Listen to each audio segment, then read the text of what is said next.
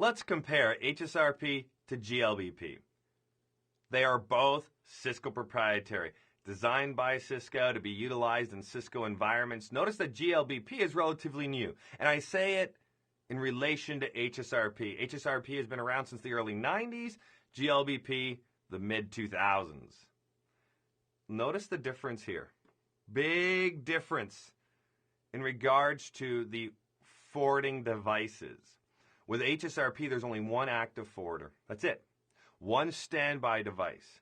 And if there are any other devices in the group, they are candidates. They are just waiting on the side and waiting for that active or standby one to fail. Whereas with GLBP, we have an AVG.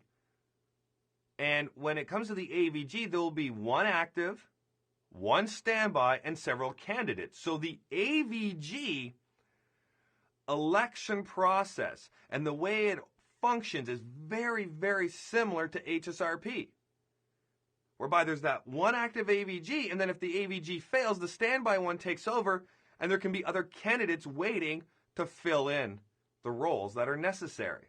However, when it comes to the AVFs, we could have up to 4 AVFs, active virtual forwarders, at the exact same time. And all of these forwarders will be able to forward traffic for the clients within that respective group, meaning within that respective subnet. Now, the virtual IP address, just like HSRP, is going to have to be different. It can't be an address that's already assigned to an end station. It can't be an address already assigned to one of the routers that are participating in the group. It has to be completely different. When it comes to the virtual MAC address with HSRP, it was just one virtual MAC address for the entire group.